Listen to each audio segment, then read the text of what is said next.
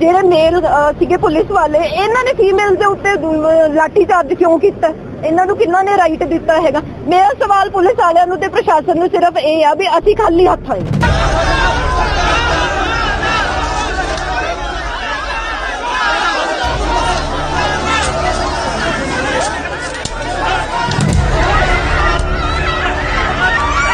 ਸਾਡਾ ਕੋਈ ਇਰਾਦਾ ਨਹੀਂ ਸੀ ਇਸ ਤਰ੍ਹਾਂ ਵਾਇਲੈਂਟ ਹੋਣ ਦਾ, ਬੈਰੀਗੇਡ ਤੋੜਨ ਦਾ। ਜਦੋਂ ਇਨਸਾਨ ਹਾਰ ਜਾਂਦਾ ਆ, ਸਾਡੀ ਪੇਸ਼ੈਂਸ ਨੇ ਜਵਾਬ ਦੇਤੀ ਹੈ। ਪਿੱਛੇ 7-7 ਘੰਟੇ ਤੋਂ ਬੈਠੇ ਉਡੀਕ ਰਹੇ ਆ।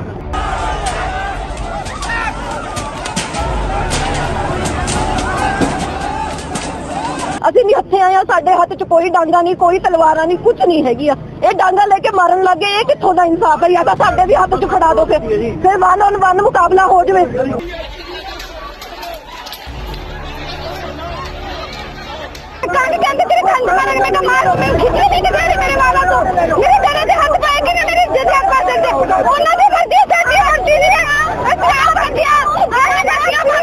पंजाब के बरनाला में उच्च शिक्षा मंत्री गुरमीत सिंह मीत हेयर के आवास पर हंगामा खड़ा हो गया, इसलिए कि वहां अध्यापक, प्रोफेसर और लाइब्रेरियन जो है अपनी मांगों को लेकर के धरना पर बैठ गए थे और हंगामा कर रहे थे। इस दरमियान पुलिस और प्रदर्शनकारी के बीच जमकर लाठियां चली।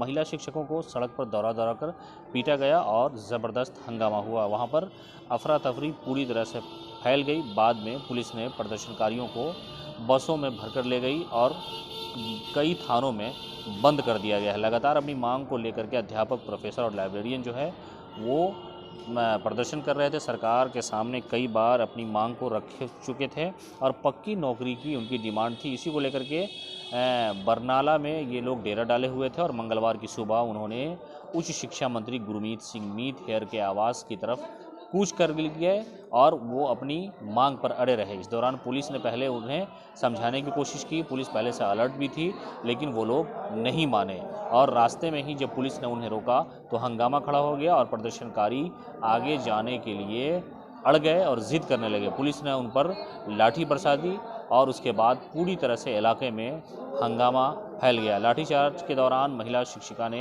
पुलिसकर्मियों से पूछा कि ये बताओ कि उनका कसूर क्या है, अगर वो पक्की नौकरी की मांग सरकार से कर रहे हैं तो इसमें क्या गलती हो सकती है। पुलिस से लाठीचार्ज और धक्का के बाद अध्यापकों की जो पगड़ियां हैं वो उतर गई थी। तो कुल मिलाकर के पुलिस लाठीचार्ज के बाद प्रदर्शनकारी और राज्य सरकार आपस में एक दूसरे के सामने भी है और बसों में भर करके विभिन्न थानों में ले जाया गया है।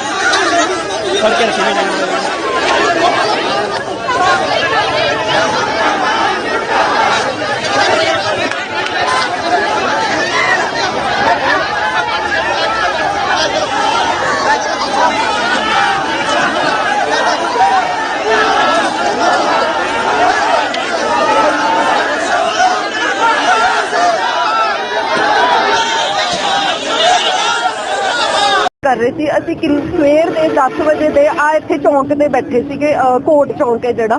ਅਸੀਂ ਕਿੰਨੇ ਘੰਟੇ ਇਹਨਾਂ ਦੀ ਵੇਟ ਕਰਦੇ ਰਹੇ ਆ ਵੀ ਐਡਮਿਨਿਸਟ੍ਰੇਸ਼ਨ ਸਾਨੂੰ ਕੋਈ ਪ੍ਰੋਪਰ ਜਵਾਬ ਦਊਗਾ। ਇਹਨਾਂ ਨੇ ਸਾਨੂੰ ਇੰਨੀ ਵੇਟ ਕਰਾਈ ਆ, ਅਸੀਂ 4-5 ਘੰਟੇ ਬੈਠਦੇ ਰਹੇ ਆ। ਉਸ ਤੋਂ ਬਾਅਦ ਅਸੀਂ ਜਦ ਇਹਨਾਂ ਦੇ ਵੱਲੋਂ ਸਾਨੂੰ ਕੋਈ ਤਸੱਲੀ ਬਖਸ਼ ਕੋਈ ਨਹੀਂ ਜਵਾਬ ਮਿਲਿਆ, ਇਹਨਾਂ ਨੇ ਸਾਡੀ ਡਿਮਾਂਡ ਨਹੀਂ ਮੰਨੀ। ਅਸੀਂ ਸਿਰਫ ਇੱਕ ਪੈਨਲ ਮੀਟਿੰਗ ਮੰਗੀ ਆ। ਅਸੀਂ ਕਿਹੜਾ ਇਹਨਾਂ ਦਾ ਘਰ ਖਜ਼ਾਨਾ ਕੁਝ ਮੰਗ ਲਿਆ, ਅਸੀਂ ਕੋਈ ਨੌਕਰੀ ਨਹੀਂ ਮੰਗ ਰਹੇ, ਅਸੀਂ ਕੁਝ ਨਹੀਂ ਕਹਿ ਰਹੇ। ਅਸੀਂ ਕਹਿ ਰਹੇ ਸਿਰਫ ਸਾਡੀ ਗੱਲ ਸੁਣ ਲਓ। ਜੇ ਆਮ ਆਦਮੀ ਹੈਗੇ ਨੇ ਸਾਡੇ ਕੋਲ ਇੱਥੇ ਸੜਕ ਤੇ ਆ ਕੇ ਸੁਣ ਲੈਂਦੇ ਸਾਡੀ ਗੱਲਬਾਤ। ਅਸੀਂ ਜਦੋਂ ਉੱਥੇ ਪ੍ਰੋਟੈਸਟ ਕਰਨ ਗਏ ਹੈਗੇ ਆ ਤਾਂ ਉਦੋਂ ਇਹਨਾਂ ਨੇ ਪਹਿਲਾਂ ਇੱਕ ਬੈਰੀਗੇਡ ਲਗਾਇਆ, ਸਾਨੂੰ ਅੰਦਰ ਜਾਣ ਨਹੀਂ ਦਿੱਤਾ। ਇੱਕ ਬੈਰੀਗੇਡ ਲਗਾਇਆ, ਇਹਨਾਂ ਨੇ ਸਾਨੂੰ ਅੰਦਰ ਜਾਣ ਨਹੀਂ ਦਿੱਤਾ ਹੈਗਾ। ਅਸੀਂ ਬਹੁਤ ਸ਼ਾਂਤਮਈ ਢੰਗ ਨਾਲ ਕਿਹਾ ਵੀ ਸਾਨੂੰ ਅੰਦਰ ਜਾ ਲੈਣ ਦਿਓ, ਅਸੀਂ ਸਿਰਫ ਇੱਕ ਪੈਨਲ ਮੀਟਿੰਗ ਕਰਨੀ ਆ।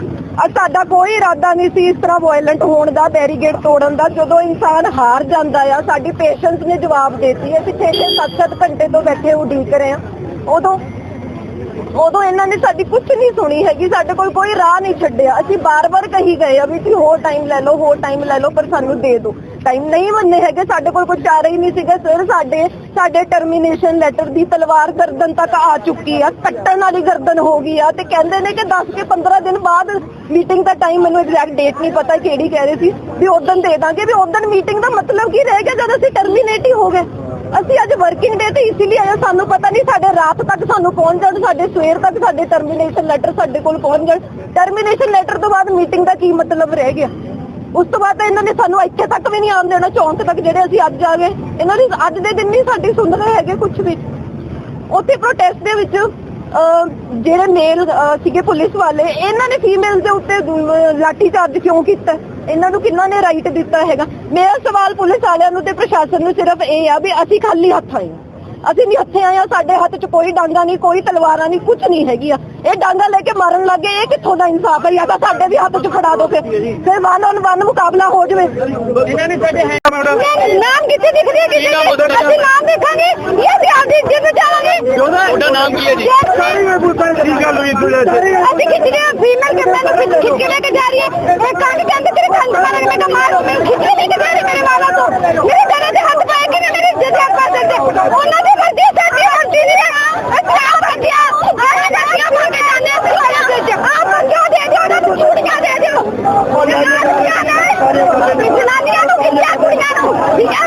ਆਹ ਛੁੱਟੀਆਂ ਮੇਰੇ ਵੱਲੋਂ ਸਾਰੇ ਪੁਲਿਸ ਪ੍ਰਸ਼ਾਸਨ ਦੇ ਆਦਮੀਆਂ ਨੂੰ ਜਿਨ੍ਹਾਂ ਨੇ ਸਾਨੂੰ ਖਿੱਚਿਆ, ਸਾਡੀ ਵੀ ਅਮਰਦੀਆਂ ਨੇ ਤਿਆਰੀ ਕੋਲ ਤੁਸੀਂ ਪਰੇ ਹੋ ਜਾਓ।